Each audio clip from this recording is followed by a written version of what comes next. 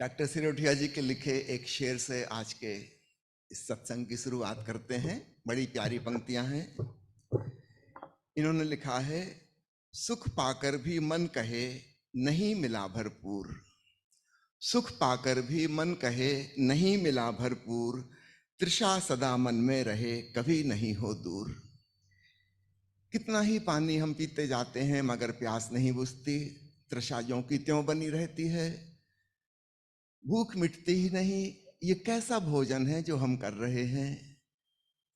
दुनिया में हम शांति को, आनंद को तलाशने में क्या क्या नहीं कर रहे, और बहुत कुछ हद तक हमने सफलता भी हासिल कर ली, लेकिन शांति नहीं मिलती, फिर भी आनंद नहीं मिलता, फिर भी संतोष नहीं होता।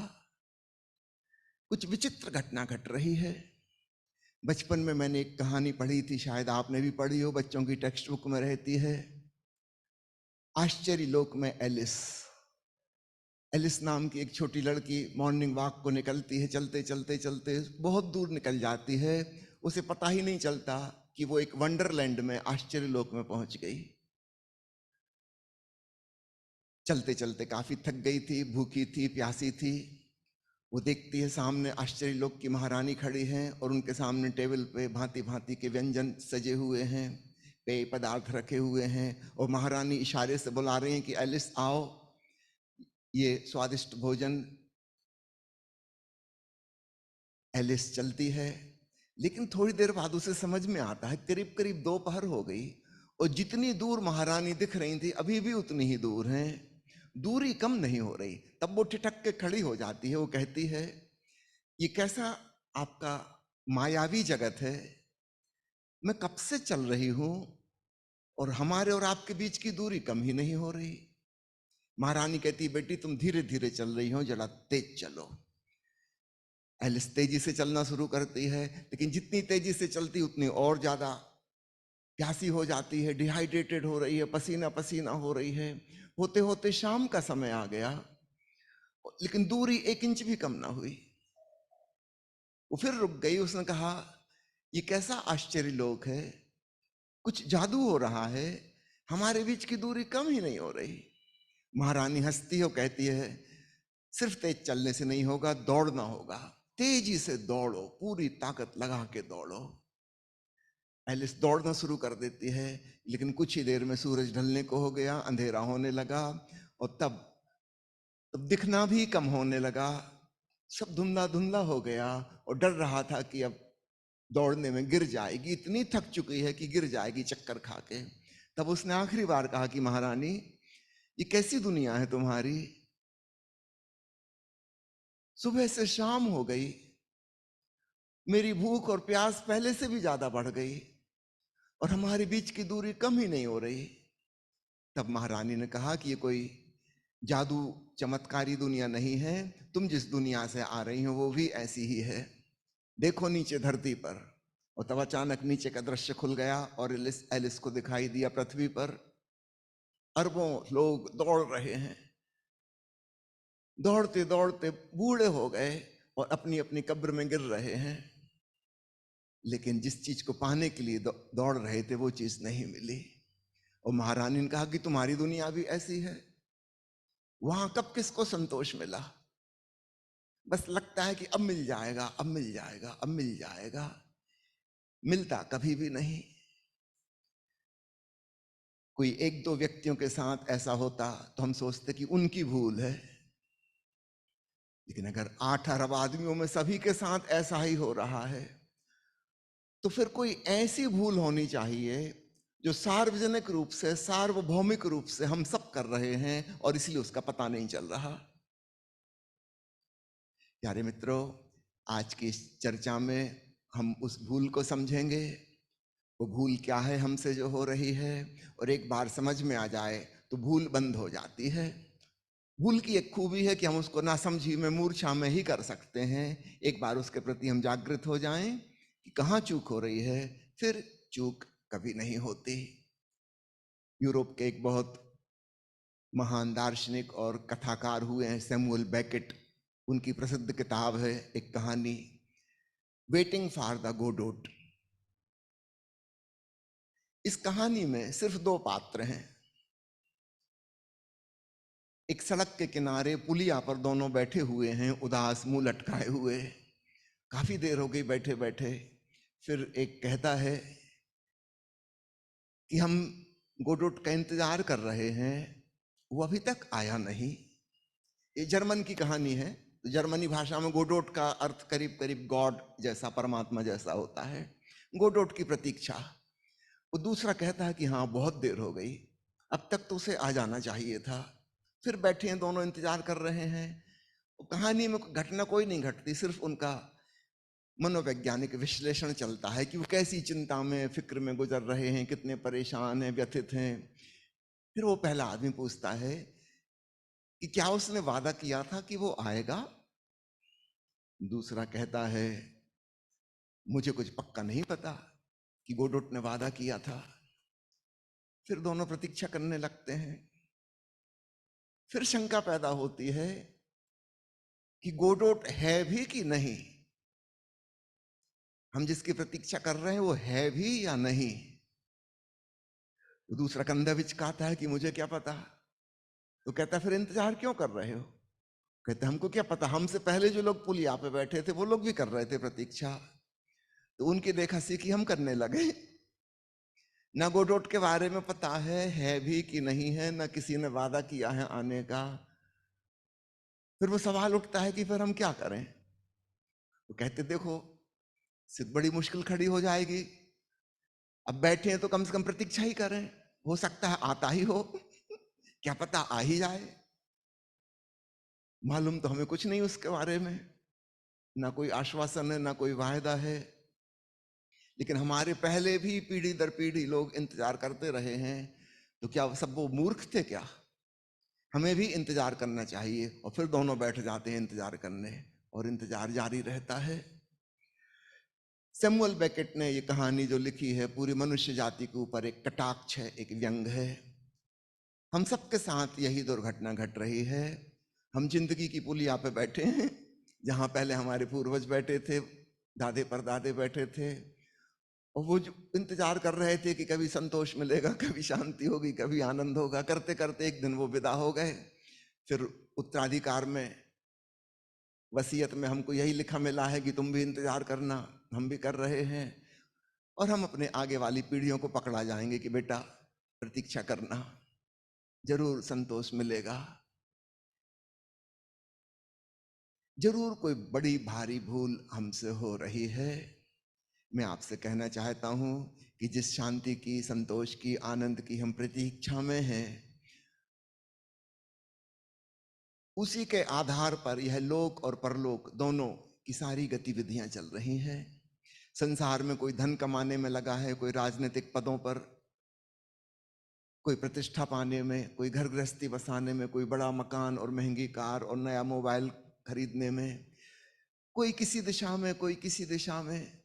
लेकिन सब लोगों से पूछो कि आप आखिर चाहते क्या हो, इससे क्या होगा।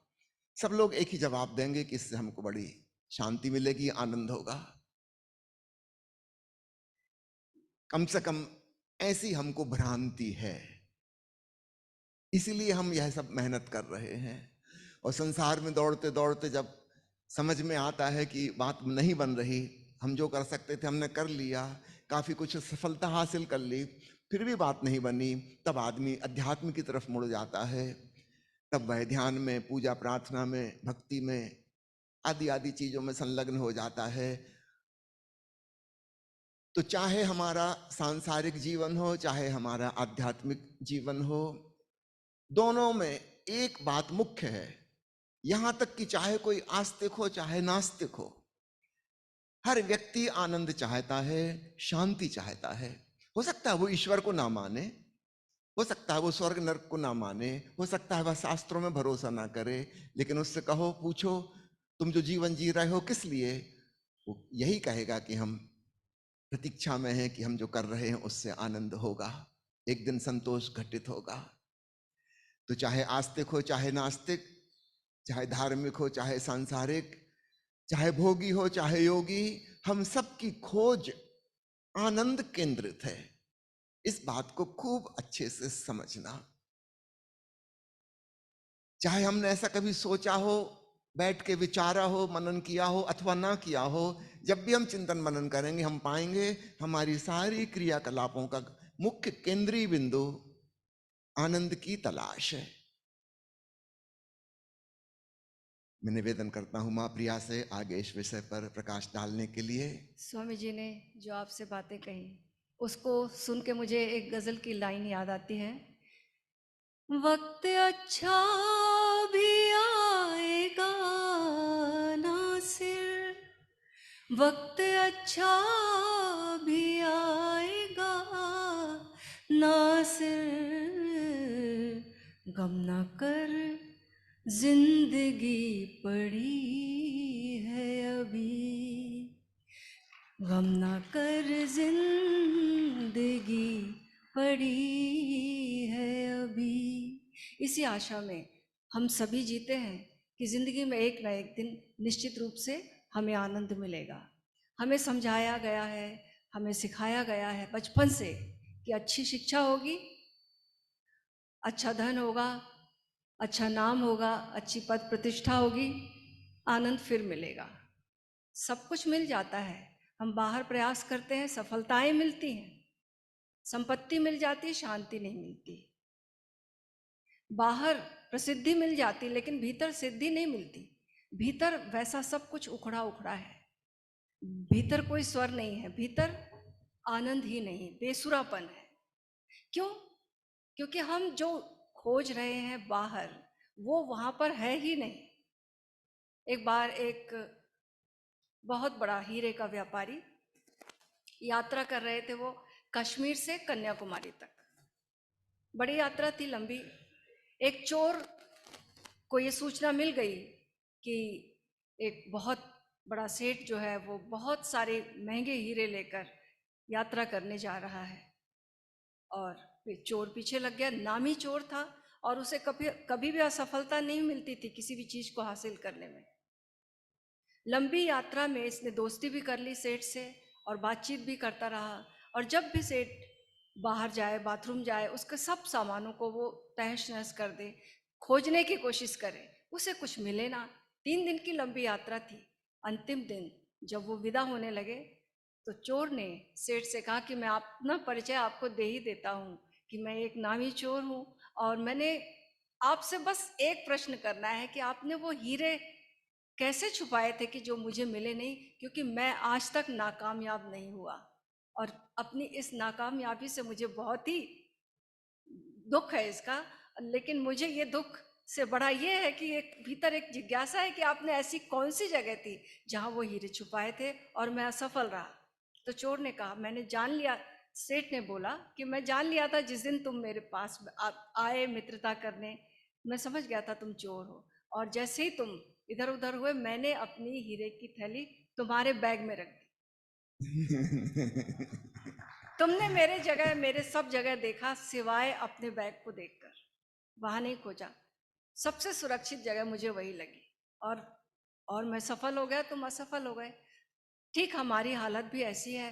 आनंद का जो खजाना है वो हमारे भीतर है, लेकिन हम दूसरे में खोजते हैं। हम सोचते हैं एक दिन धन मिल जाएगा, एक दिन सुंदर परिवार बस जाएगा, एक दिन ज्ञान मिल जाएगा बाहर का, हम ज्ञानी भी हो जाएंगे तो आनंद मिल जाएगा, या कोई तपस्या या कोई साधना कर लेंगे उससे आनंद मिल जाएगा। लेकिन आनंद बाहर है नहीं, आनंद है भीतर। हम अपने आप को भरने की कोशिश में लगे रहते हैं, और हर एक आदमी ये जानता है भरी दुनिया में जी नहीं लगता, भरी दुनिया में जी नहीं लगता, जाने किस चीज की कमी है अभी। वो चीज क्या है? वो चीज समझ है। ये बात समझ में आ जाए कि किसी भी कारण से, कार्य कारण का संबंध ही नहीं है आनंद से, आनंद बाहर नहीं है, आनंद भीतर है, तो हमारी जो दिशा है वो भीतर की ओर मुड़ती है। और ये दिशा कैसे मुड़े, आनंद के बारे में आगे स्वामी जी बताएंगे आपको। ओशो के प्रवचन में 3 हंसते हुए संतों की कहानी आती है। चीन के प्राचीन युग में कवि वे हुए हैं। उनका नाम किसी को पता नहीं था, उनसे कुछ भी पूछो वो हंसने लगते थे। उनसे पूछो आपका नाम क्या है तो वो हंसने लगते थे। और उनकी हंसी ऐसी संक्रामक थी कि गांव के सब लोग धीरे धीरे जो इकट्ठे हुए थे वो हंसने लगते थे। वो जहां भी जाते बच्चे उनको घेर लेते, सब हंसते। जिस गली से गुजरते उस गली में मोहल्ले में हंसी की बहार आ जाती। कभी किसी ने उनको उदास नहीं देखा था, सदा सदा प्रसन्न। उनका नाम ही पड़ गया था तीन हंसते हुए संत, और तो कोई उनका आइडेंटिफिकेशन था नहीं। फिर काफी समय बीत गया, वे बूढ़े हो गए और एक दिन किसी गांव में वे ठहरे हुए थे। खबर आई कि इन तीन में से एक जो बीमार था रात को, वो समाप्त हो गया है। गांव के लोगों ने सोचा आज तो जरूर वो लोग उदास होंगे। वर्षों के संगी साथी थे, तीन में से एक बिछुड़ गया। वो लोग गए जिस झोंपड़े में वो रुके थे वहां देखने के लिए, तो देखा कि वो दो संत बाहर बैठ के ढपली बजा रहे हैं, खंजड़ी बजा रहे हैं, गीत गा रहे हैं। और उन्होंने कहा कि हमारा एक साथी चल बसा है और उसने एक विनती की है कि जब मुझे शमशान घाट पर जलाने के लिए ले जाओ तो जो परंपरा है, रिवाज है कि नहलाना, कपड़े बदलना, वैसा कुछ मत करना। मैं जैसा हूं वैसा का वैसा जाके जला देना। तो उसके अंतिम इच्छा का सम्मान किया गया। जब अर्थी को चिता पे रखा गया तब सारे शमशान घाट पे अट्टहास के ठहाके लगने लगे। क्यों? क्योंकि वह संत अपने कपड़ों में फुलझड़ी फटाके छिपा के मरा था। जब अर्थी रखी गई, लाश चिता पर आग लगाई गई, फुलझड़ी पटाखे छूटने लगे और वहां खड़ा उदास से उदास आदमी भी हंसने लगा। गांव के लोगों ने कहा अद्भुत है ये आदमी, जीते जी तो हमें हंसाता ही रहा, मरने के बाद भी हमें हंसा रहा है। उन दो संतों से पूछा कि आप लोगों ने ऐसी कौन सी तरकीब जान ली है कि जिससे आपका जीवन इतना आनंद मगन है। बाहर से देखने पर तो आपके पास कुछ खास नहीं, बहुत साधारण सामान्य स्थिति में आप जी रहे हैं, लेकिन निश्चित रूप से आपके भीतर कुछ है। वह बात क्या है? तब पहली बार उन दो संतों में से एक ने उत्तर दिया। चीनी भाषा में है वह उत्तर, लेकिन अगर हम हिंदी भाषा में समझना चाहें उसका अनुवाद तो संत कबीर के वचन से समझ सकते हैं। कस्तूरी कुंडल वसे मृग ढूंढे वन माही। जैसे कस्तूरी मृग होता है, उसकी नाभि में उसके कुंडल से ही खुशबू आती है, लेकिन वह समझता है कि बाहर कहीं दूर से आ रही। बेचारा भागता है, जंगल में दौड़ मचाता है, यहाँ वहां कहाँ से आ रही, बड़ी खोजबीन करता है। इस भाग दौड़ में कभी टकराता है पेड़ों से, कभी लहूलुहान हो जाता है, कहीं गड्ढे में पैर पड़ता है, पैर में मोच आ जाती है, काफी कष्ट पाता है, लेकिन सुगंध का स्रोत उसे नहीं मिलता। अगर जानवर ऐसा करे तो क्षमा योग्य है, लेकिन अपने आप को समझदार समझने वाला इंसान भी अगर ऐसा ही करे तो फिर क्षमा योग्य नहीं है। चीन के उस संत ने कहा कि वैसे तो हमने कभी उत्तर नहीं दिया किसी की बात का, क्योंकि हम स्वयं ही प्रमाण हैं, हमें देख के समझ जाओ। और आज हमारा एक साथी विदा हो गया तो चलो एक बात बता देते हैं तुम्हें। कस्तूरी कुंडल बसे, जिसे तुम खोज रहे हो वह खजाना तुम्हारे भीतर मौजूद है। वह हीरों की थैली परमात्मा ने तुम्हारे भीतर छुपाई है, लेकिन उसकी चमक बाहर पड़ती है, यहां वहां से रिफ्लेक्शन आता है और हमको लगता है काश इस चीज को पालूं, उस चीज को पालूं, ऐसा हो जाए वैसा हो जाए, यहां पहुंच जाऊं वहां पहुंच जाऊं। गरीब आदमी सोचता है धनी हो जाऊं, गांव का आदमी सोचता है शहर पहुंच जाऊं, शहर का आदमी सोचता है राजधानी पहुंच जाऊं, राजधानी के आदमी सोचते हैं अमेरिका पहुंच जाऊं। मैं एक बार जापान गया था और जो सज्जन ट्रांसलेट कर रहे थे उन्होंने बताया कि जो सज्जन आपसे मिलने आए हैं ये बड़े अमीर आदमी हैं, धनपति हैं, इनकी कई फैक्ट्रियां हैं और ये डिप्रेशन के शिकार हैं और 2-3 बार सुसाइड करते पकड़ा गए हैं, कर तो नहीं पाए, बहुत डिप्रेशन में हैं, ये आपसे मिलने आए। मैंने उनसे पूछा कि डिप्रेशन की वजह क्या है? वे कहने लगे दीन दरिद्रता। मैं थोड़ा कंफ्यूज हुआ कि अनुवादक ने अब भी बताया था कि इनकी कई फैक्ट्रियां हैं, कई चेन स्टोर्स हैं, इनकी दुकान है बड़ी बड़ी। मैंने कहा शायद मेरे समझने में कुछ गलती हो गई, फिर से आप अनुवाद करके बताइए। ये कह रहे हैं दीन दरिद्र हैं इसलिए सुसाइड कर रहे हैं, और आपने बताया था कि बहुत अमीर हैं। उसने फिर से कंफर्म करके बताया। वो कहने लगे कि ये अनुवादक जो है ये तो स्कूल का एक शिक्षक है, इसकी दृष्टि में मैं अमीर हूं, लेकिन मैं जिस सोसाइटी में जीता हूं सुपर रिच क्लास टोक्यो के, वहां के लोग बहुत अमीर हैं और वे लोग मंगल ग्रह पे जब बस्ती बसेगी कभी भविष्य में, उसकी बुकिंग उन्होंने शुरू कर दी है। और मेरे पास इतना पैसा नहीं है। यहां टोक्यो के हिसाब से मैं बहुत अमीर हूं, लेकिन मंगल ग्रह पे जाने के लिए मेरे पास पैसा नहीं है। यही सोच के मैं सुसाइड करने की सोचता हूं, बड़े विषाद में रहता हूं। वो मुझसे पूछने लगे क्या करो, मैंने कहा कर लो सुसाइड। वे कहने लगे हद हो गई, हम तो यह सोच के आए थे कि आप कुछ उपाय बताएंगे। मैंने कहा कोई फायदा नहीं तुम्हें कुछ उपाय बताने से, तुम मंगल ग्रह पे भी पहुंच के आखिर में सुसाइड ही करोगे। वहां पता चला लोग शुक्र ग्रह पे जा रहे हैं, फिर तुम गरीब हो जाओगे, दीन दरिद्र। अंत में तुम सुसाइड करोगे ही करोगे। तो बेहतर है जो काल करे सो आज कर, आज करे सो अब कर ही डालो। हम जैसे हैं, जहां हैं, जो हैं, उसमें हम सुखी नहीं हैं, और इसलिए हम सोचते हैं कि वहां पहुंच जाएं, ऐसा कर लें, वैसा कर लें। फिर क्लाइमैक्स आ जाता है। कुंवारे लोग सोचते हैं शादी कर लें तो सुखी हो जाएंगे, शादीशुदा सोचते हैं बच्चे हो जाएं फिर सुखी हो जाएंगे, और फिर जब शादी हो जाती, बच्चे हो जाते, फिर आदमी सोचता अब तो मर ही जाए तो शायद, अन्य अब कोई उपाय नहीं बचने का, अब तो मर ही जाए तो शायद सुख मिले। पर इस आदमी को मर के भी सुख नहीं मिलेगा, मैं पूरी 100% गारंटी देता हूं। जो जीते जी नहीं समझ पाया कि हीरे की पोटली कहाँ है, ये हमेशा बाहर की परिस्थिति को बदलने की सोचता है। ऐसा नहीं वैसा हो जाए, ऐसा नहीं वैसा हो जाए, ये कर लूं, वो कर लूं, यहां पहुंच जाऊं, वहां पहुंच जाऊं। इसकी नजर हमेशा बाहर की परिस्थिति बदलने पर है, अपनी मनस्थिति परिवर्तन करने की नहीं है। तो हम सबकी स्थिति वही है जो कस्तूरी मृग की है। कुछ है हमारे भीतर जिसकी सुवास हम भ्रांतिवश, भ्रमवश ऐसा समझते हैं कि बाहर से आ रही है। हम उसे पाने की कोशिश करते हैं, लेकिन वह चीज हासिल नहीं होती। तो सबसे बड़ी भ्रांति जो 8.5 अरब लोगों को है, वह यही है कि जो हमारे भीतर है उसे हम बाहर खोजने की कोशिश कर रहे हैं। तो कैसे मिलेगी, वो चीज बाहर है ही नहीं। ओशो के प्रवचनों में एक सूफी फकीर महिला राबिया की कहानी आती है, शायद सब ओशो प्रेमियों ने सुनी होगी। वह कहानी मुझे बहुत प्रिय है कि राबिया बूढ़ी हो गई थी और एक शाम अपनी झोंपड़ी के बाहर सड़क पर कुछ खोज रही थी। कुछ लोग वहां से गुजरे और उन्होंने पूछा कि माँ, क्या हम आपकी कुछ मदद करें, आप क्या तलाश रही हैं?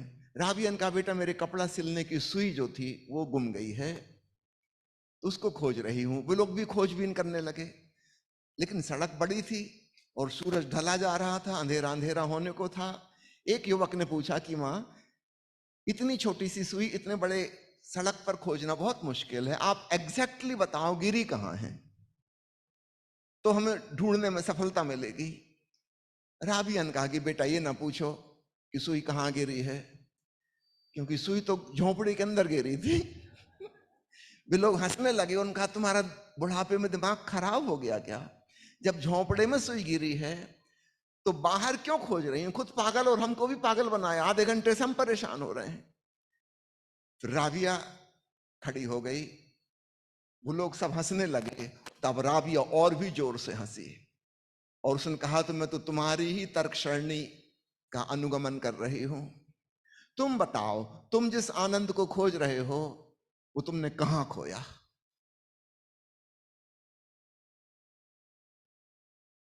तुम मेरे ऊपर हंस रहे हो कि सुई भीतर गुमी है और मैं बाहर खोज रही हूं। तुम बताओ, तुमने शांति कहां खोई, कब खोई, कैसे खोई? क्योंकि मिलेगी तो वहीं जहां खोई थी, दूसरी जगह कैसे मिलेगी जहां गिरी नहीं थी? तब वे लोग चौंके कि यह वृद्ध स्त्री, यह सूफी फकीर इस छोटी सी घटना के माध्यम से हमें कुछ संदेश, कुछ उपदेश देना चाह रही है। तो प्यारे मित्रों, आप सबसे भी निवेदन करता हूं कि हम जिसे खोज रहे हैं, हमारी खोज निश्चित ठीक है, संसारी की भी धार्मिक की भी, दोनों एक ही चीज खोज रहे हैं, आस्तिक भी नास्तिक भी। खोज बिल्कुल सही है, लेकिन जहां हम खोज रहे हैं वहां वो नहीं मिल सकती, वो कहीं और है। चलिए इस दिशा में मां प्रिया जी से सुनते हैं आगे। हम आनंद के बारे में कितनी भी बात कर लें, ठीक वैसी ही होगी जैसे कि हम मीठा खाते हैं और हर एक व्यक्ति जानता कि मीठा क्या है, लेकिन मिठास को डिफाइन तो नहीं कर सकता कि ये है मिठास। ऐसे ही एक आनंदित व्यक्ति को हम देख सकते हैं, उसके जीवन में उत्साह होता है। लेकिन आनंद के बारे में हम कितनी भी चर्चा करें, आनंद जब तक अनुभव हर एक व्यक्ति जानता है, कहीं ना कहीं उसने अनुभव किया है, इसलिए उसे उसकी तलाश है। जिसका हमने अनुभव नहीं किया उसको क्यों खोजेंगे? जिसे हम जानते नहीं उसकी खोज क्यों होगी? लेकिन आज हमारी स्थिति हो गई है ऐसी कि जिंदगी से बड़ी सजा ही नहीं, जुर्म क्या है ये कुछ पता ही नहीं, जिंदगी से बड़ी सजा ही नहीं। इतने हिस्सों में बट गया हूँ मैं, इतने हिस्सों में बट गया हूँ मैं, मेरे हिस्से में कुछ बचा ही नहीं, मेरे हिस्से में कुछ बचा ही नहीं, जिंदगी से बड़ी सजा ही नहीं। ये जिंदगी जो कि मजा है, जो कि आनंद का द्वार है, ये क्यों सजा बन गई? इसका उत्तर इसी में है कि हम इतने खंडित हैं, इतने हिस्सों में मैं बट चुका हूँ, मेरे हिस्से में कुछ बचा ही नहीं। मेरा मन कुछ चाहता है, मेरा हृदय कुछ चाहता है, मेरा शरीर कुछ चाहता है, मेरी आत्मा कुछ चाहती है। और मन में भी मेरे इतने हिस्से हैं। ऐसे समझ लो कि एक बैलगाड़ी है, उसमें चारों ओर बैल जुते हुए, कोई एक ओर खींच रहा, कोई दूसरे ओर खींच रहा, कोई तीसरे ओर खींच रहा। तो ऐसी बुरी स्थिति है हमारी भीतर की। तो ये बंटवारा जो हो गया है, हम कैसे अखंडित हों? इसके लिए हमें जानना होगा कि आनंद एक्चुअली है क्या। मिस्टेक कहाँ हो रही हमें समझने में, जिसकी हमें तलाश है वो हमें मिल क्यों नहीं रहा, क्यों हाथ से फिसल फिसल जाता है।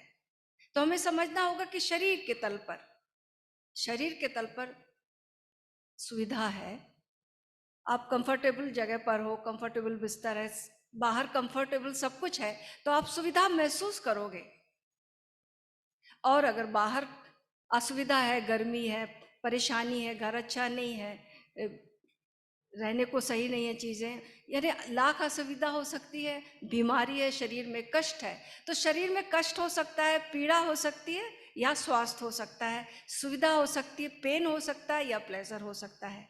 लेकिन यहाँ पर अगर हम आनंद खोजें, यहाँ पर नहीं मिल सकता। ये एक कैटेगरी है। शरीर के तल पर हमें इतना ही मिलेगा। शरीर के तल पर हमें जो अरेंज कर सकते हैं, वो इसके लिए स्वास्थ्य की सुविधा जुटा सकते हैं, अस्वास्थ्य के कारण बना सकते हैं, और पेन और प्लेजर के लिए हम सुविधाएं और उपाय कर सकते हैं। उसके बाद हमारे मन में हमारे प्रसन्नता है और खिन्नता है। किसी ने हमारी प्रशंसा कर दी, बड़ी प्रसन्नता आ गई। किसी ने हमारी बुराई कर दी, बड़ी खिन्नता आ गई। ये मन के तल पर है, प्रसन्नता है और खिन्नता है, अप्रसन्नता कह लो। और इसके बाद और एक तल है हमारा, वो है हृदय का तल। वहां पर कोई प्यारा मिला, उसे मिलकर बड़ी खुशी हुई। कोई अप्रोप्रिएट सिचुएशन है, कोई मनमाफिक चीजें हैं, तो हमें बड़ी खुशी हुई। अचानक कुछ घटित हुआ, सुंदर खुशी हुई। और फिर उदासी भी है। तो हृदय के तल पर खुशी है और उदासी है। यहाँ द्वंद्व है। अगर आपको खुशी आई तो उदासी आने वाली है। खुशी का कोई कारण, मान लो कोई मित्र मिला, खुशी हुई, अब वो जाएगा, उदासी होगी। कोई प्यारा अपनी जिंदगी में आया, कल को वो विदा होगा तो उदासी भी लाएगा। तो जो चीज खुशी ला रही वही उदासी लाएगी, जो चीज पेन ला रही वही प्लेजर भी लाएगी, जो प्लेजर ला रही वही पेन भी लाएगी। जो प्रसन्नता आई है वो खिन्नता भी लाएगी, और जो खिन्नता का कारण बना वो एक दिन प्रसन्नता का कारण बन जाएगा। यहाँ पर चीजें द्वंदात्मक हैं। हमने जिस दिन सुख चाहा उस दिन दुख भी बुला लिया।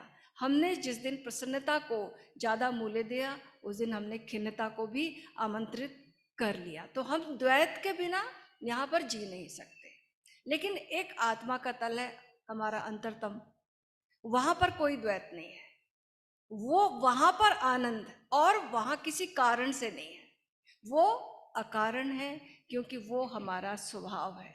तो हमारी आत्मा जो है वो आनंद की प्यासी है, आनंद की तलाश में है, आनंद को चाह रही है। हमारा मन जो है वो उत्तेजनाओं को चाह रहा है, बाहर भटकना चाह रहा है, और आत्मा जो है भीतर की ओर आवाज़ देना चाह रही है, भीतर बुला रही है। लेकिन हमारी ऊर्जा जो है वो उत्तेजनाओं की चाहत में बाहर बाहर भटकती है। और जिंदगी में फिर क्या होता है?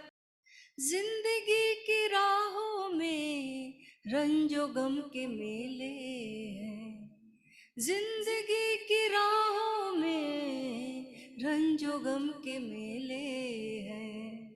भीड़ है कयामत की, भीड़ है कयामत की, भीड़ है कयामत की, और हम अकेले हैं। आईने के 100 टुकड़े करके हमने देखे हैं, आईने के 100 टुकड़े करके हमने देखे हैं। एक में भी तन्हा थे, एक में भी तन्हा थे, एक में भी तन्हा थे, 100 में भी अकेले हैं, 100 में भी अकेले हैं, 100 में भी अकेले हैं। तो जब तक हम सुख चाहेंगे, प्रसन्नता चाहेंगे, बाहर पर निर्भर रहेंगे, अकेले होना नहीं चाहेंगे, क्योंकि बाहर सुख का कारण है, बाहर प्रसन्नता का कारण है, दूसरा हमारे सुख का कारण है। हमें यहाँ भ्रम होता है कि दूसरे के कारण हमें आनंद मिल रहा है, तो निश्चित रूप से हमें फ्रस्ट्रेशन आने वाला है, क्योंकि आनंद वहाँ पर नहीं मिलता है, और एकांत से हम घबराते हैं। ये जो हमारा अकेलापन है, इस अकेलेपन से को अगर हम एक्सेप्ट कर लें, इसको स्वीकार कर लें, क्योंकि हम कितनी भी बड़ी दुनिया बना लें, कितने भी नाते रिश्ते बना लें, कितना भी साम्राज्य फैला लें, लेकिन ये जो अकेलापन है ये नहीं भरता। ये जो जिस चीज की कमी है, ये जो खालीपन है, ये किसी चीज से नहीं भरता। और जिस दिन हमने इस खालीपन को हम देखना नहीं चाहते, इसलिए हमारा मन जो है वो हमेशा उत्तेजना चाहता है। ऐसी चीज कोई थ्रिल पैदा कर दे, कोई सुखद उत्तेजना मिल जाए, लेकिन हर सुखद उत्तेजना फिर दुख में ले जाएगी। तो ये जो खालीपन है, इससे हमें दोस्ती करनी है, इसको एक्सेप्ट करना है, इसे अनुभव करना है, इसके साथ एक होना है। जब हम अपने साथ बैठने लगते हैं, क्योंकि हमारी हालत क्या है, जिंदगी भर तो हुई गुफ्तगू गैरों से, मगर आज तक हमसे हमारी ना मुलाकात हुई। वो आज कब आएगा? जब हमसे हमारी मुलाकात जिस दिन होगी, उस दिन पता चलेगा आनंद तो अकारण है।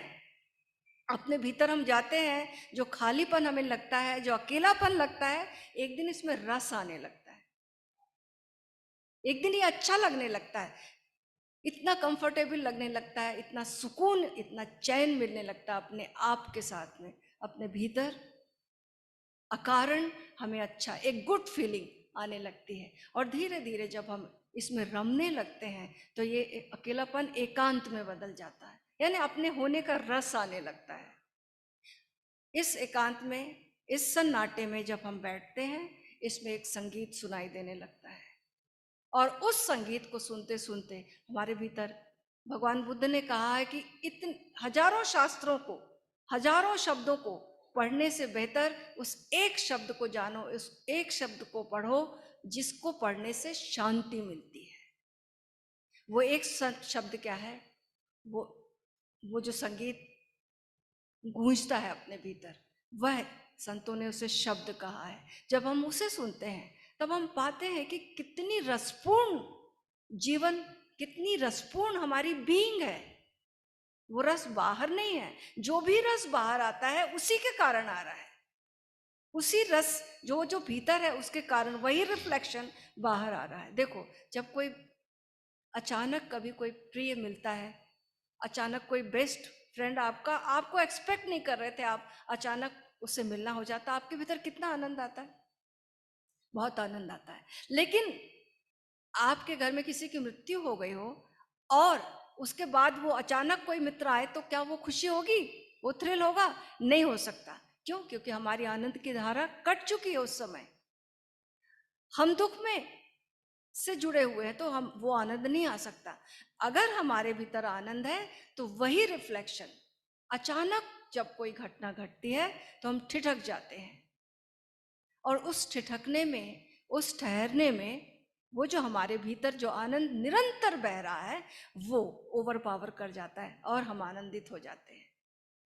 तो वो जो आनंद है हमारे भीतर है, अकारण है, इसकी समझ पैदा हो जाए तो, जब यह समझ पैदा हो जाती है तो बाहर से जो असुविधा मिलती, जो कष्ट मिलता, जो दुख मिलता है, बाहर सुख नहीं मिलेगा, ये समझ पैदा हो जाती है। तो बाहर कितनी भी विषमताएं हों, परिस्थितियां विषम हो सकती हैं, शरीर में पीड़ा हो सकती है, मन किसी कारण से उदास हो सकता है, लेकिन हमारा भीतर जो आनंदित, हमारी जो बीइंग है वो अफेक्टेड नहीं है, उसका निरंतर अनुभव होता रहता है। वहाँ कोई दुख नहीं छूता, वहाँ कोई असुविधा नहीं पकड़ती, वहाँ कोई पेन, कोई दर्द वहाँ तक पहुँचता ही नहीं है उस एकांत में।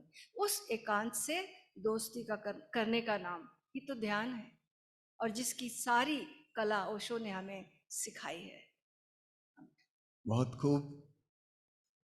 अपने भीतर के खालीपन से दोस्ती करने का नाम ध्यान है।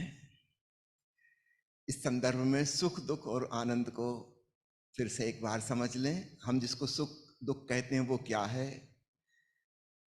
सुख है आत्म विस्मरण। हम अपने आप को भूलना चाहते हैं। आप एक फिल्म देखने गए, आप कहते हैं फिल्म बहुत अच्छी लगी, इसका मतलब 3 घंटे आप अपने आप को भूल गए थे, आपको कुछ याद नहीं थी कि पत्नी बीमार है घर में, उसका इलाज कराना है, कि कल बेटे की फीस भरनी है स्कूल में नहीं तो नाम कट जाएगा, कि पैर में दर्द हो रहा है, कि मच्छर काट रहे हैं। आपको कुछ पता नहीं चला। 3 घंटे आप बेहोशी की अवस्था में रहे। इस आत्म विस्मरण को हम कहते हैं सुख। तो जहां जहां हम स्वयं को भूल पाए उसको हम कहते हैं बड़ा मजा आया। और जहां हम स्वयं को ना भूल पाए, मजबूरी में आत्मस्मरण आए, उसको हम कहेंगे दुखी हो गए। समझो आप एक किताब पढ़ रहे हैं सोच के कि बहुत अच्छी होगी, लेकिन आप उसमें अपने आप को भूल नहीं पाए, आप कहोगे बेकार किताब है। आप फिल्म टाकीज गए थे लेकिन फिल्म में कुछ रस नहीं आया। क्यों? आत्मस्मरण बना रहा।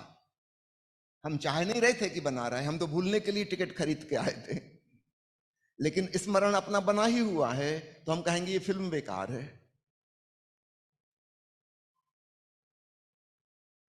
तो आत्म विस्मरण हो जाना हमारी सामान्य भाषा में सुख है, और मजबूरी में आत्मस्मरण होता रहे इसका नाम दुख है। तो हम ऐसी परिस्थितियां चुनते हैं जिसमें हम अपने आप को भूल जाएं। और जब बाहर की परिस्थितियां काम नहीं करती, साधारण फिजिकल सिचुएशंस, तब हम केमिकल उपाय खोजते हैं, शराब पीते हैं, ड्रग्स लेते हैं। हम अपने आप को भूल जाएं, हम मूर्छित हो जाएं, बेहोश हो जाएं, अपने होने का हमें पता ना चले। प्रकृति ने एक इंतजाम किया है, रोज रात को नींद आ जाती है, हम अपने आप को भूल जाते हैं। सुबह हम कहते हैं बड़ा अच्छा लगा, आज बड़ी सुखद नींद आई। इसमें सुख क्या था? हम अपने आप को भूल गए थे। प्रकृति की तरफ से किया गया इंतजाम है कि आदमी इतना दुख झेल ना पाएगा, बेचारे को बीच बीच में सुला दो। जहां हम भूल नहीं पाएंगे अपने आप को, वहां हम दुखी हो जाएंगे। अब समझना इसके कंट्रास्ट में आनंद क्या है? स्वेच्छा से आत्मस्मरण। फिर से दोहरा दूं, आत्मविस्मरण यानी तथाकथित सुख, मजबूरी में आत्मस्मरण यानी दुख, और स्वेच्छा से आत्मस्मरण अर्थात आनंद। हम अपनी मर्जी से, स्वेच्छा से हम कहते हैं ठीक है, हमारे भीतर जो है हम उसको जानेंगे, कोई शर्त नहीं हमारी, चाहे जैसा हो जो हो। अगर मेरे भीतर खालीपन है तो ठीक, मैं खालीपन को ही जानूंगा, मैं अपने आप से बचूंगा नहीं, भागूंगा नहीं। आत्मविस्मरण नहीं करूंगा। इसी का नाम ध्यान है। जो व्यक्ति स्वेच्छा से अपनी खोज में चला, अंतर्मुखी हो गया, इंट्रोवर्ट, और भीतर कोई विचार नहीं कर रहा है, किसी भावना, किसी प्रार्थना में नहीं डूबा है, चुपचाप बस जानने की कोशिश कर रहा है कि मैं कौन हूं, मैं क्या हूं, ये क्या है मेरा होना। जब हम स्वेच्छा से स्वयं को जानने का प्रयास करते हैं, तब हमें परम शांति का, परम आनंद का एहसास होता है। तो इसका बाहर की किसी परिस्थिति से कोई लेना देना नहीं है। और एक बार हमने उसको जान लिया तो वह सदा सदा हमारे संग है। आनंद शाश्वत है, सनातन है। आनंद भी अगर कभी कभार हो, कभी ना हो, तो फिर वो आनंद ना रहा, क्योंकि अगर वो फिर नहीं हो जाएगा तो फिर दुख हो जाएगा। तो आनंद के साथ यह अनिवार्य है कि वह शाश्वत हो और उसका कोई कारण ना हो। अगर किसी कारण से कोई चीज हो रही है तो वो तो थोड़ी देर में कारण खत्म हो जाएगा। अगर फिल्म देखने में आनंद मिल रहा था तो कितनी देर फिल्म चलेगी, कभी तो अंत होगा।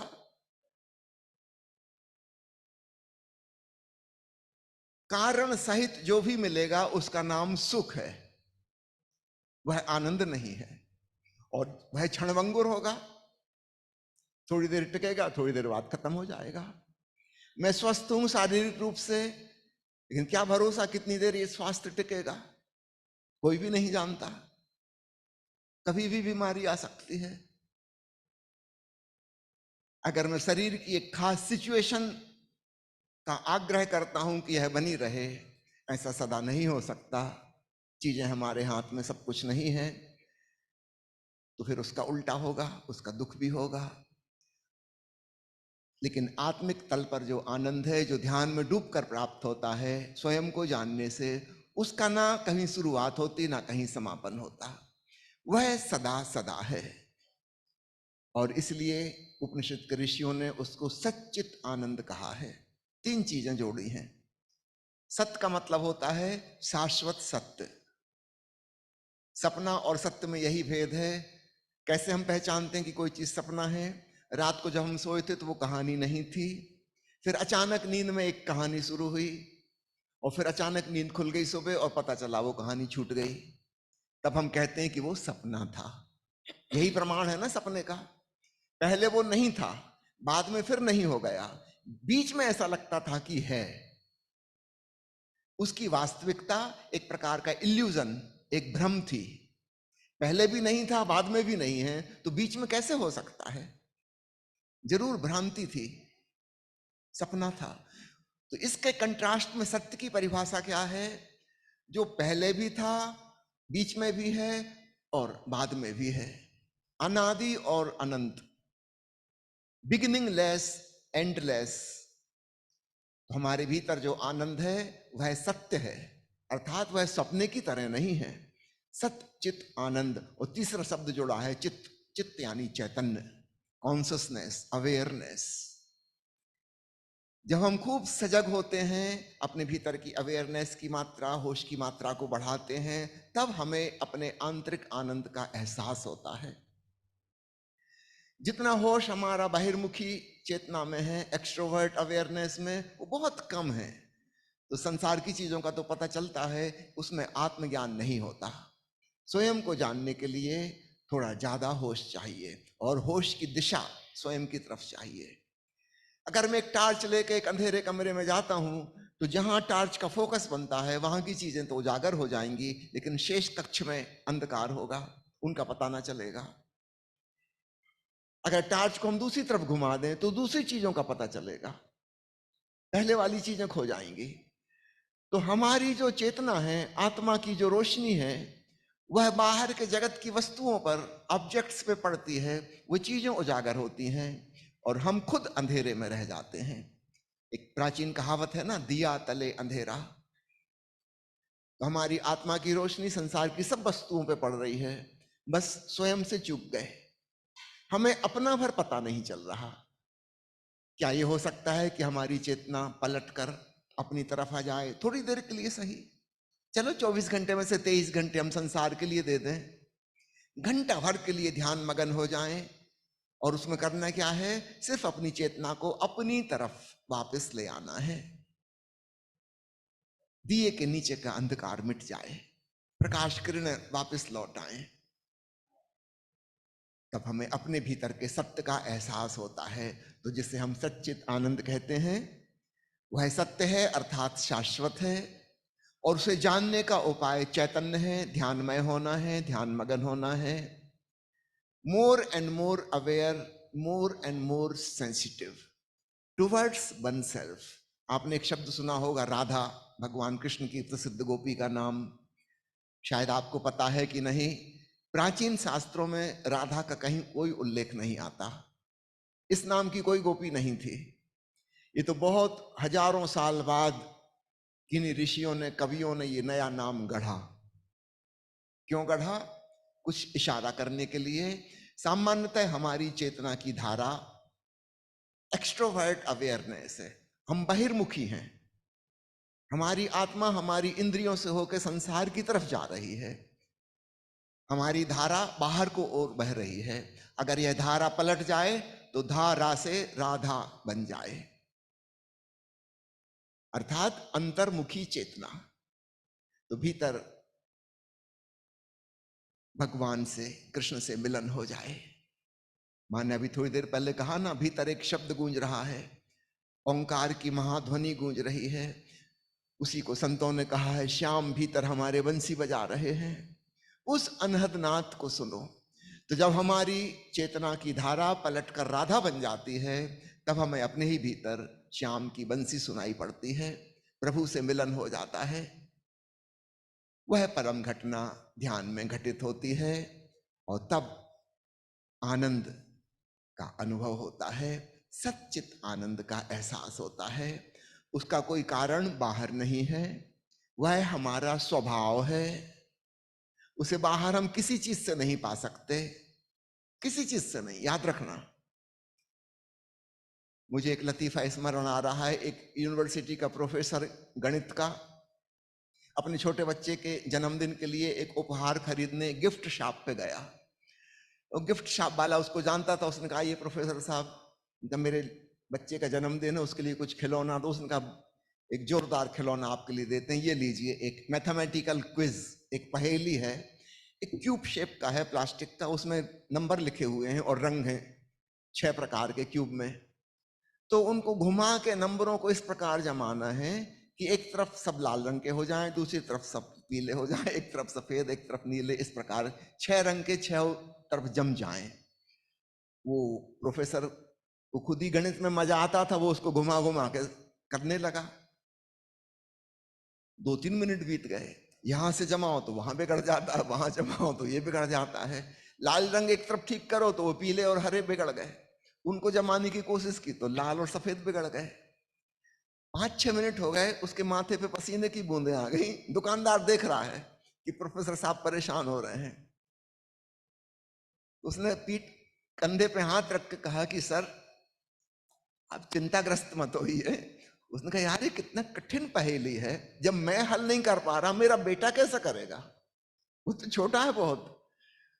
दुकानदार ने बताया कि पहेली बनाई ही इसलिए गई है कि ये हल हो नहीं सकती, आप परेशान मत हो कि आपसे नहीं हो रही, इसको कोई कर ही नहीं सकता, ये बनी ही इस प्रकार की है, आप एक तरफ से जमाओ 5 तरफ से बिगड़ जाती है। वो प्रोफेसर ने कहा यार ये कैसा खिलौना है, ये बच्चे को परेशान हो जाएगा, किस कंपनी ने खिलौना बनाया?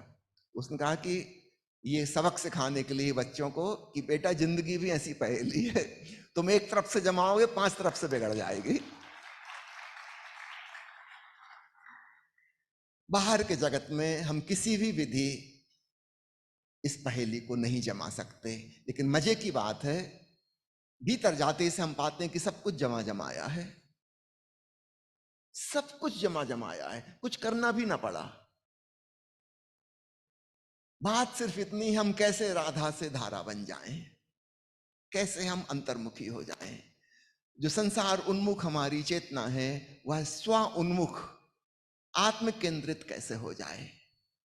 आइए इस बारे में मां प्रिया से और सुनते हैं। निर्वाण उपनिषद में एक सूत्र है कि सन्यासी जो है वो आनंद की भिक्षा मांगता है। तो हमारे मन में प्रश्न उठता है कि सन्यासी आनंद की भिक्षा मांगता है, तो संसारी भी तो आनंद ही मांगता है परमात्मा से। तो संसारी में और सन्यासी में फिर क्या भेद बचा? भेद है,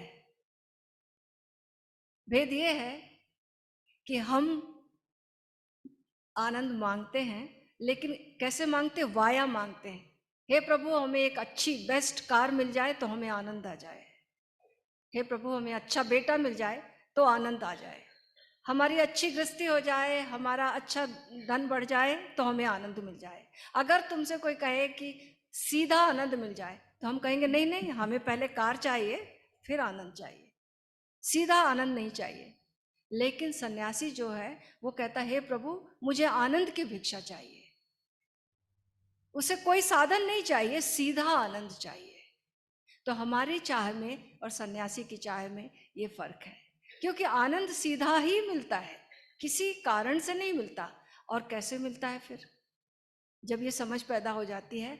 जब तक ये समझ नहीं आएगी तब तक हम अच्छी कार चाहिए, अच्छा घर चाहिए, अच्छा बंगला चाहिए, तो हमें बाहर दौड़ना पड़ेगा ना। बाहर जितना कम दौड़ेंगे उतना कम हासिल होगा, जितना ज़्यादा दौड़ेंगे, जितना महत्वाकांक्षा ज़्यादा होगी, जितना प्रतिस्पर्धा ज़्यादा होगी, जितने दूसरे से आगे निकलने की ख्वाहिश होगी, उतना हम ज़्यादा जीतेंगे और उतना ज़्यादा पाएंगे। लेकिन जब ये समझ क्लिक होती है तो आनंद बाहर नहीं है, तो फिर कैसे? तब भी एक समझ पैदा नहीं होती और आदमी फिर भी भीतर दौड़ने लगता है। भीतर सोचता है ये साधना करें, ऐसा उपाय करें, ऐसी पूजा करें, ऐसा मंत्र करें जिससे कि हमें आनंद मिल जाए। लेकिन ऐसा भी नहीं, सीधा मिलता है आनंद, क्योंकि वो हमारा स्वभाव है, इसलिए उसको किसी कारण की जरूरत नहीं है। तो करना क्या है हमें फिर? कैसे मिले ये आनंद? 2 लाइन है इसके लिए। रुकूं तो मंजिले ही मंजिले हैं, रुकूं तो मंजिले ही मंजिले हैं, चलूं तो रास्ता कोई नहीं है, दरीचा बेसदा कोई नहीं है। तो रुकने की कला सीखनी होगी। जब हम रुकते हैं, जब हम ठहरते हैं, तो हम पाते हैं कि हमारा स्वभाव ही आनंद है, हमें कुछ करना नहीं है। जब हम ठहरने की कला सीख जाते तो भीतर वो जो शांति का अनुभव होता है, उसमें डूबने से वो शांति केवल सूखी शांति नहीं रहती, थिरकती हुई शांति होती है, उसमें एक मस्ती होती है। उस थिरकती हुई, उस नाचती हुई शांति का नाम ही आनंद है, और उसको किसी कारण की जरूरत नहीं है। हमारा होना मात्र काफी है, बस हमारा ध्यान वहां जाने लगे, हम उपलब्ध हो सके उस अवस्था को अनुभव करने के लिए, बस इतनी सी बात है। और उसके लिए ठहरने की कला, रुकने की कला सीखनी होगी। उस रुकने की कला का नाम ही ध्यान है। इस बात को खूब अच्छे से स्मरण रखिएगा। संसारी भी कह रहा है किसी साधन के द्वारा पाएंगे, और तथाकथित साधक भी कह रहा है किसी साधना के द्वारा पाएंगे। दोनों गलती में है। ना बाहर के साधन की जरूरत है, ना भीतर साधना की जरूरत है। क्योंकि साधना में लगे तो फिर हमने कहा कि ऐसा ऐसा करने की इसका परिणाम होगा, हम अपने स्वभाव से फिर चूक जाएंगे। नहीं, ठहर जाना है, रुक जाना है, कुछ नहीं करना है। कुछ चीजें उसमें मददगार होंगी। पहली चीज है वर्तमान के क्षण में जिए, लिव मूवमेंट टू मूवमेंट, क्षण क्षण जीवन। सामान्यतः हमारा मन अतीत उन्मुख या भविष्य उन्मुख होता है, फ्यूचर ओरिएंटेड, पास्ट ओरिएंटेड। हम प्रेजेंट में कभी नहीं होते, और आनंद है वर्तमान में, और हम उससे चूकते चले जाते हैं। या तो हम पुरानी यादों में खोए रहते हैं, या भावी कल्पनाओं में, योजनाओं में डूबे रहते हैं, और वर्तमान के इस छोटे से क्षण से चूक जाते हैं, और वहां है आनंद। तो कृपया अतीत में और भविष्य में दौड़ना बंद करना, थोड़ी देर के लिए ठहर जाना कि यह क्षण जो है बस यही सब कुछ, थोड़ी देर के लिए यही सब कुछ हो जाए, मैं इससे रत्ती भर यहां वहां ना खिसकूं, तो क्षण क्षण जीने की कला हमें आनंद से परिचित कराएगी। दूसरी चीज, सृजनशील बने, बी क्रिएटिव। किसी चीज में आपका रस होगा, संगीत में, कि गीत में, कि कविता में, कि कहानी में, कि खाना पकाने में, कि बागवानी में, कि खेल कूद में, कि स्विमिंग में, कि व्यायाम में, कोई भी क्रिएटिव एक्ट का मतलब, हमारे सामान्य जो एक्ट हैं वो प्रोडक्टिव एक्ट हैं, हम इसलिए करते हैं कि उसके द्वारा हमें कुछ धन मिलेगा। नौकरी करते हैं, दुकान चलाते हैं, हम जो भी करते हैं उसके परिणाम की हमें फिक्र है, वह परिणाम उससे हासिल होगा, इसलिए हम करते हैं।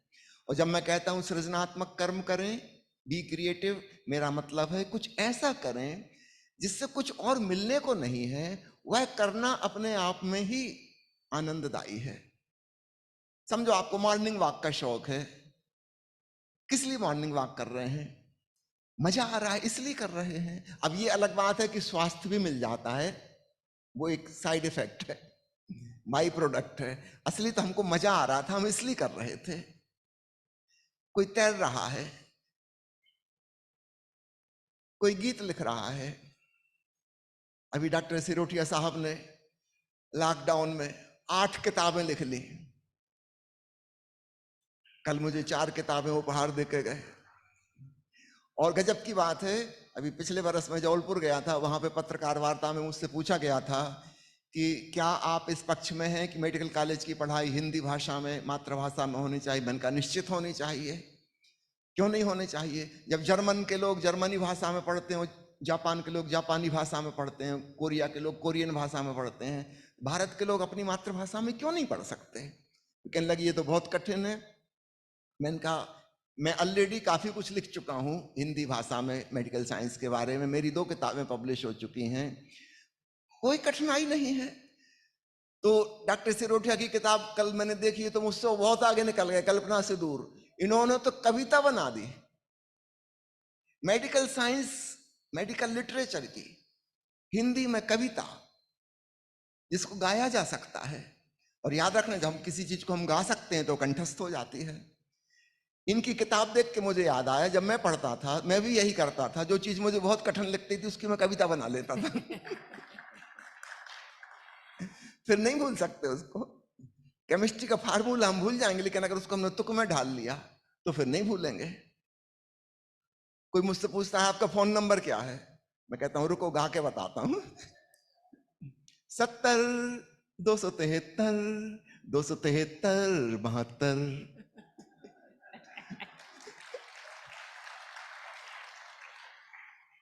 तुक मिल गई, याद हो जाएगा, भूलेंगे नहीं। 70 273 273 72।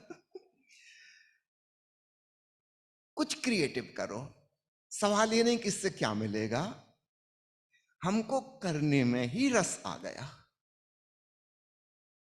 उस कर्म से हमारा प्रेम है, लगाव है, कुछ मिलने का सवाल नहीं है।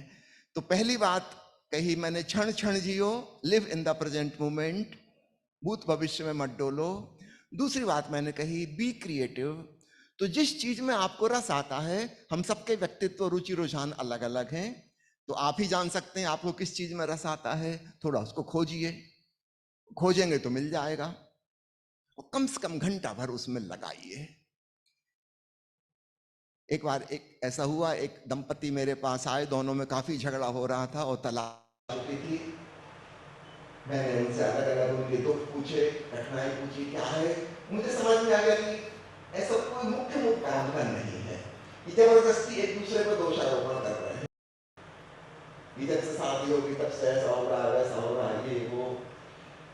मैंने कहा चलो इन सब बातों को छोड़ो, मैं एक बात पूछता हूँ। मैंने उसके वक्त से पूछा, आप कहते हो शादी के बाद से दुखों के जंजाल में फंस गए, उससे पहले ऐसी कौन सी चीज थी जो आपको बहुत अच्छी लगती थी? उसने कहा मुझे फुटबॉल खेलना बहुत अच्छा लगता था, रोज घंटा 2 घंटा 2.5 घंटा फुटबॉल के मैदान पर अपने दोस्तों के संग समय बिताता था, और वो मेरे स्वर्ग के दिन थे।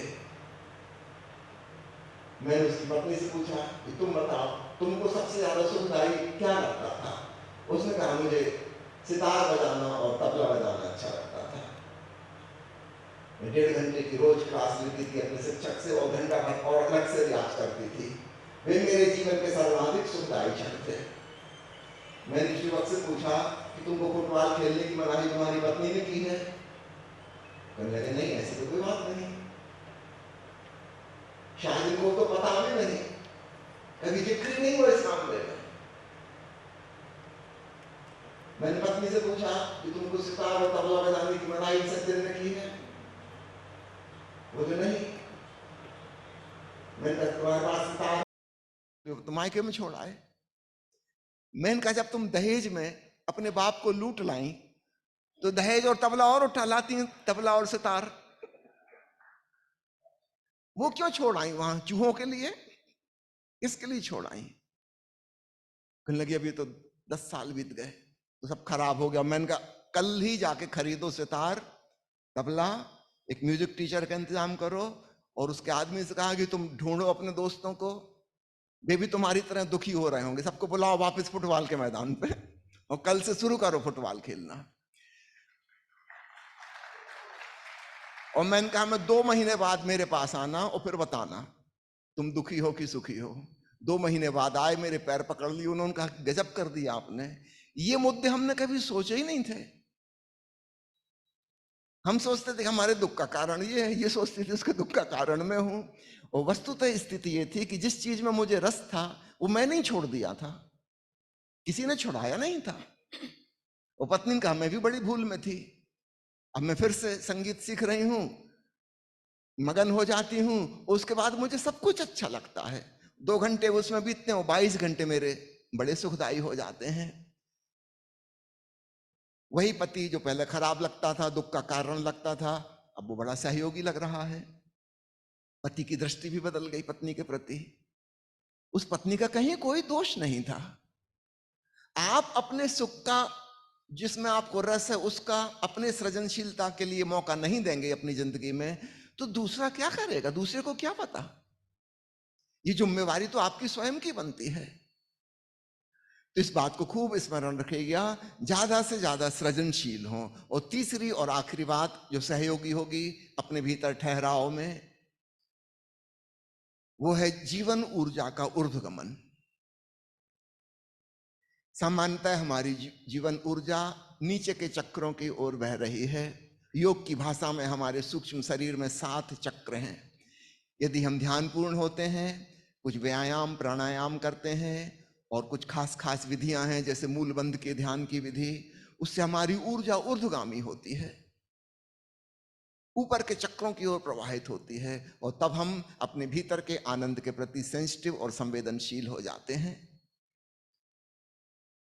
वो सेंसिटिविटी पैदा करनी होगी। तो 3 मुख्य बातें याद रखिएगा: क्षण क्षण जीवन, सृजन और जीवन ऊर्जा का ऊर्ध्वगमन। आगे सुनते हैं मां प्रिया जी से। और 1-2 बातें और हैं कि हमारे मन की जो आदत है, साइकोलॉजिस्ट इसको एक शब्द यूज करते हैं, मिसिंग टाइल सिंड्रोम।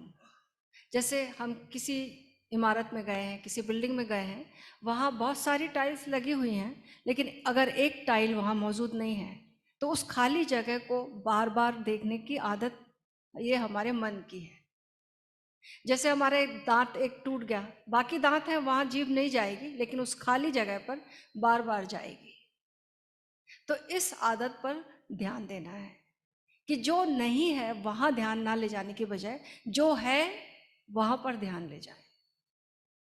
जब हम ऐसा करना शुरू करते हैं, जो है उस पर ध्यान ले जाते हैं, तो एक अनुग्रह आता है, एक ग्रेटिट्यूड का भाव आता है।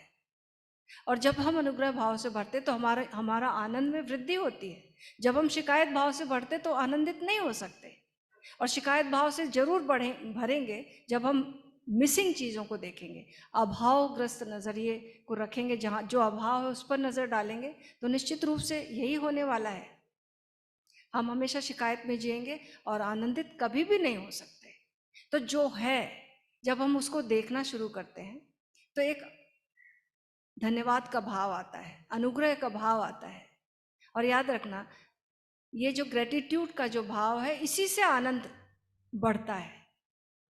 हम सोचें कि चीज़ें मिल जाए, जीवन में भराव आ जाए, सब कुछ मिल जाए, मन मुताबिक सब कुछ हो जाए, तब धन्यवाद का भाव आएगा और फिर आनंद बढ़ेगा। ऐसा नहीं है।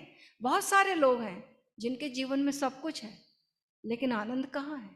क्योंकि उनको वो सब दिखता ही नहीं है जो है, और इसलिए ग्रेटिट्यूड और अनुग्रह भाव नहीं है उनके जीवन में, और इसीलिए आनंद भी नहीं है। तो ये चीजें आपस में जुड़ी हुई हैं। तो हमें जीवन दृष्टि चेंज करनी होगी कि क्या है हमारे जीवन में, उसको देखने की एक प्रैक्टिस करनी होगी। और हमारा मन वैसे ही सम्मोहित होने लगता, हम जैसा उसको सुझाव देते हैं। तो हमारे जीवन में बहुत कुछ है जिसको देखकर हम कितने आनंद से भर सकते हैं, धन्यवाद भाव से भर सकते हैं। धन्यवाद दिया भी नहीं जा सकता, इतना दिया है परमात्मा ने। खाली देखने की कला आनी चाहिए, और फिर जीवन में अनुग्रह भाव, ग्रेटिट्यूड बढ़ेगा, और जीवन में आनंद की वर्षा हो जाएगी। हमने इलाजे ज़ख्म दिल तो ढूंढ लिया, लेकिन हमने इलाजे ज़ख्म दिल तो ढूंढ लिया, लेकिन गहरे जख्मों को भरने में वक्त तो लगता है। गहरे जख्मों को भरने में वक्त तो लगता है। ये वक्त कम हो सकता है अगर हमें ध्यान की कला आ जाए। हमारे भीतर हमारा जो स्वभाव है वो आनंद रूप है, सच्चिदानंद स्वरूप है। क्यों? इसीलिए हमें जरा जरा सी चीजें छिद जाती हैं, जरा जरा से कांटे चुभ जाते हैं, जरा जरा से दुख इतना बड़ा दुख दे जाते हैं, क्योंकि हमारे भीतर समानता नहीं है उसकी। अगर हमारे भीतर भी दुख भरा होता तो दुख दुख में जाकर मिल जाता और कुछ होता ही नहीं। लेकिन वो जो विपरीत संवेदना होती है वो छिद जाता है, हर दुख, हर कांटे चुभ जाते हैं। इसका मतलब भीतर वो समान चीज नहीं है। जैसे तेल में तेल मिले तो मिल जाएगा, दूध में पानी मिले तो मिल जाएगा, लेकिन दूध और तेल आपस में नहीं मिल सकते। ऐसे ही दुख और आनंद मिल नहीं सकता। इसलिए ये जो संवेदना है हमेशा आती है, हर दुख हमें छेद देता है। भीतर हमारा जो स्वभाव है सच्चिदानंद स्वरूप है, अमृत घन को लिए हम बैठे हुए हैं, और हम बाहर उसकी तलाश करते करते अपनी जिंदगी को व्यतीत करते हैं। ये समझ क्लिक हो जाए तो बात अभी और यही अनुभव में आ सकती है कि आनंद अकारण है, आनंद अभी और यहीं पर है। दृष्टिकोण बदलना है, जीने का ढंग बदलना है। एक छोटी सी कहानी ओशो के प्रवचन में आती है, और उस कहानी से मेरे भीतर बहुत परिवर्तन हुआ, इसलिए बार बार मैं उस कथा को कहता हूँ। कहीं मंदिर का निर्माण होने जा रहा था और बहुत सारे मजदूर काम कर रहे थे। भरी दोपहरी में पत्थर तोड़े जा रहे थे, छेनी हथौड़ी चल रही थी। एक अजनबी आदमी उस नए शहर में आता है, वहां से गुजरता है, और एक मजदूर से पूछता है, मेरे भाई क्या कर रहे हो? उस मजदूर ने क्रोध भरी लाल आंखें ऊपर उठाई और कहा, दिखते नहीं, अंधे हो क्या? पत्थर तोड़ रहा हूं। उसकी आवाज में क्रोध था, उसकी आंखों में गुस्सा छलक रहा था, और निश्चित रूप से भरी दोपहरी में पत्थर तोड़ना कोई सुखद अनुभव तो नहीं हो सकता। वो ठीक ही कह रहा था गुस्से में, अंधे हो क्या, दिखता नहीं, पत्थर तोड़ रहा हूं। वो अजनबी आदमी आगे बढ़ता है। एक दूसरा मजदूर जो कि पत्थर वह भी तोड़ रहा है, लेकिन उसके चेहरे पर क्रोध नहीं है, उदासी है। उससे पूछा कि मेरे भाई क्या कर रहे हो? उसने उदास आंखें ऊपर उठाई और कहा, रोजी रोटी कमा रहा हूं, परिवार का पालन पोषण कर रहा हूं। निश्चित रूप से रोजी रोटी कमाना एक मजबूरी है, परिवार का पेट भरना है एक लाचारी है। ये कोई बहुत आनंद की घटना तो नहीं हो सकती, पेट भरना। पशु पंक्षी भी भर लेते हैं अपना पेट, पेड़ पौधे भी एक जगह खड़े खड़े अपना भरण पोषण कर लेते हैं, कीट पतंगे भी कर लेते हैं, मछलियां भी कर लेती हैं। मनुष्य होने की गरिमा और गौरव तो इसमें नहीं है कि हम पेट भर लेते हैं। वह व्यक्ति आगे बढ़ा। एक तीसरा मजदूर जो पत्थर तोड़ते हुए भजन गा रहा था और उसके चेहरे पे बड़ी प्रसन्नता थी, उससे पूछा, मेरे भाई क्या करते हो? उठ के खड़ा हो गया। उसने उस अजनबी आदमी को गले लगाया और कहा कि मित्र, प्रभु के एक खूबसूरत मंदिर के निर्माण में संलग्न हूं। उसकी आंखों से अहोभाव के आंसू छलक रहे थे। तीनों मजदूर एक सा ही काम कर रहे हैं ऊपर ऊपर से, लेकिन तीनों की भाव दशाएं बिल्कुल भिन्न भिन्न है। एक पत्थर तोड़ रहा है, दूसरा भरण पोषण कर रहा है और तीसरा मंदिर का सृजन कर रहा है। हम क्या कर रहे हैं उससे भी ज्यादा महत्वपूर्ण है हम किस भाव दशा से कर रहे हैं, कैसे कर रहे हैं। ऊपर ऊपर से हमारी जिंदगी तो लगभग समान सी है, छुटपुट कुछ अंतर होंगे, कुछ खास फर्क नहीं पड़ता, लेकिन भीतर भीतर से हमारी दृष्टि बहुत अलग हो सकती है। ठीक आपके जैसा ही जीवन जीते हुए कोई व्यक्ति फ्रस्ट्रेशन में हो सकता है, कोई आदमी परम आनंद में भी हो सकता है, और कोई आदमी बस सो उदास, कुछ खास नहीं। तो हमारी दृष्टि सर्वाधिक महत्वपूर्ण है जीवन के प्रति, और वह दृष्टि परिवर्तन करना हमारे हाथ में है। बाहर की चीजें हमारे हाथ में सब नहीं है, मुश्किल से कभी कुछ थोड़ा बहुत हम बदल सकते हैं, 90% हमारे हाथ में नहीं है, मुश्किल से 10% छुटपुट कुछ हेर फेर हम कर सकते हैं, लेकिन अपने भीतर की दृष्टि में 100% हमारे हाथ में है, 100%। इसमें कोई व्यक्ति छेड़खानी नहीं कर सकता। यदि मैंने तय कर लिया है कि मैं प्रसन्न रहूंगा, मेरी इस निर्णय पर कोई कुछ नहीं कर सकता। जापान के एक जैन फकीर बोकुजू की कहानी है। उसके पास एक युवक आता था और बार बार पूछता था कि आप इतने शांत, इतने आनंदित नजर आते हो, कुछ कीमिया, कुछ इसका सूत्र हमें भी दीजिए, हम भी आनंदित होना चाहते हैं। बोकुजू उसको समझाता था, यही बात है जो मैंने आपसे कही, क्षण क्षण जीवन, भूत भविष्य से मुक्ति, स्वयं में ठहरो। लेकिन वो कहता था, कुछ आप समझाते हैं, बात ठीक लगती है, मगर कुछ होता नहीं। फिर आ जाता वो 2-4 दिन बाद कि आपके जैसा आनंदपूर्ण कैसे हूं, मैं बहुत दुखी हूं, बहुत दुखी हूं, ये कष्ट है, वो कष्ट है। एक दिन बोकुजू ने कहा, मैं तुम्हें बताऊं, तुम जितने दुखी हो ना, तुमसे 10 गुना ज्यादा दुखी किसी जमाने में मैं हुआ करता था। मैं थक गया था और अंततः मैंने एक दिन आत्महत्या करने की सोच ली थी। आत्महत्या के थोड़ी देर पहले मुझे एक ख्याल आया कि अब तो तय कर ही लिया कि मरना है, क्या ये जो 5-10 मिनट का गैप है बीच में, मैं बाढ़ाई नदी में जाके कूदने वाला था, लेकिन वहां तक पहुंचने में 10 मिनट लगने थे। तो मैंने सोचा कि क्या 10 मिनट में खुशी के बिता सकता हूं। मैं अपने भीतर ही एक सवाल पैदा हुआ, और मजे की बात है, मैं नदी जब पहुंचा कूदने के लिए, वो 10 मिनट मेरे पूर्णतः शांतिपूर्ण और आनंदपूर्ण थे। मैं तो बड़ा चकित हुआ कि 40 साल से जिस आनंद को पाने की कोशिश कर रहा था और जिसमें असफल हो जाने की वजह से मरने जा रहा था, और ये अंतिम 10 मिनट में आनंद मिल गया। तब तो एक कला हाथ आ गई। फिर मैंने सुसाइड तो नहीं किया, मैंने सोचा कि 10 मिनट जब आनंद के बीत गए, क्या 1 घंटा हो सकता है ऐसा? और 1 घंटा बीत गया और भीतर खुशी की लहरें चली आ रही। फिर मैंने सोचा 1 घंटा हो सकता, 24 घंटे क्यों नहीं हो सकते, एक दिन पूरा। पूरा दिन बीत गया और मैं आश्चर्यचकित कि क्या हो गया।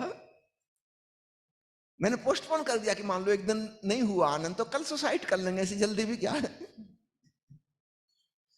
पूरा दिन बीत गया गहन शांति में डूबा हुआ।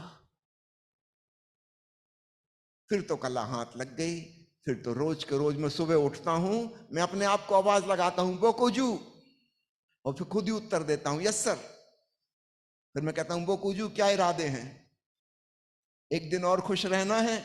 मैं खुद उत्तर देता हूं, यस सर खुश रहना है। और फिर मैं एक दिन खुश रहता हूं।